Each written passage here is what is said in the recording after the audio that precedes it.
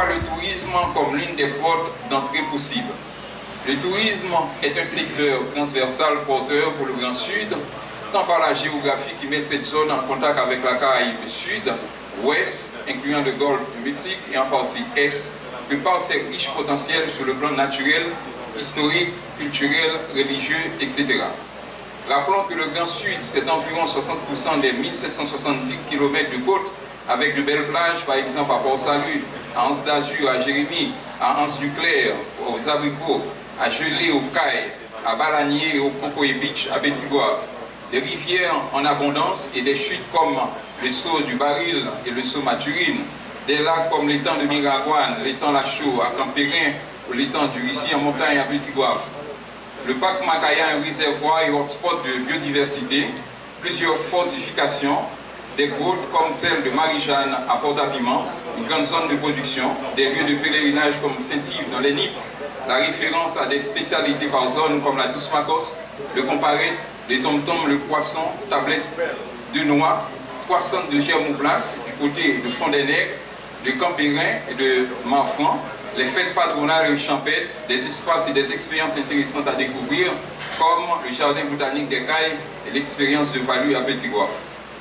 De plus, le tourisme marche avec un dispositif infrastructurel en termes de communication, de circulation des gens et des biens, par exemple en termes de routes, port, aéroport, voies ferrées, voies téléphériques, services de télécommunication, mais aussi un dispositif de consommation en termes d'hébergement de différents types, de restaurants, de plages, de piscines, de rivières et de lacs, de culture, d'événements, de spectacles, de musées, de cinéma, de sites de visite, d'installations de soins de santé, de loisirs, de sport, de bien-être.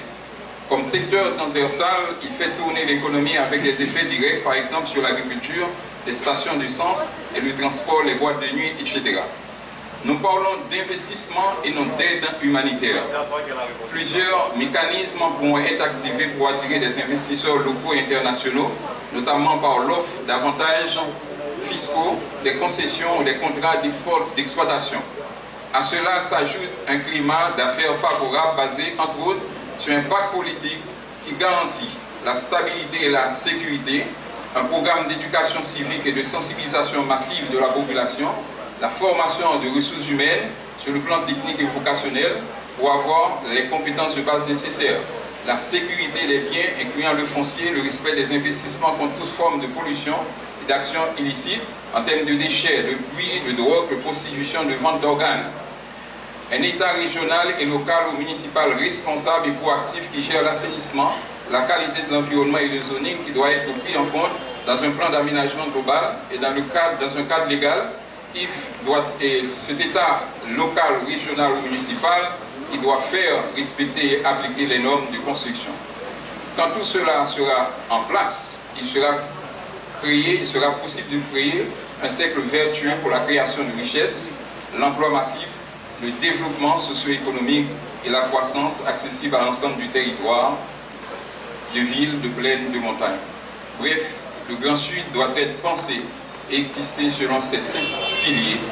L'État, en termes de l'autorité de l'État. Et vous savez tout ce que ça comporte quand on parle d'autorité de l'État, que ce soit sur le plan coercitif, mais que ce soit sur le plan incitatif. Également, le droit, un État de droit, où le citoyen peut exercer ses droits et a des responsabilités aussi. En termes de grandeur, production, promotion d'activités orientées vers le marché comme les infrastructures, la production de biens et de services. Et également en termes de qualité, souci du bien-faire et du respect. Et finalement, mettre l'accent sur les forces sociales, c'est-à-dire les acteurs locaux qui doivent être de vrais interlocuteurs. Je vous remercie.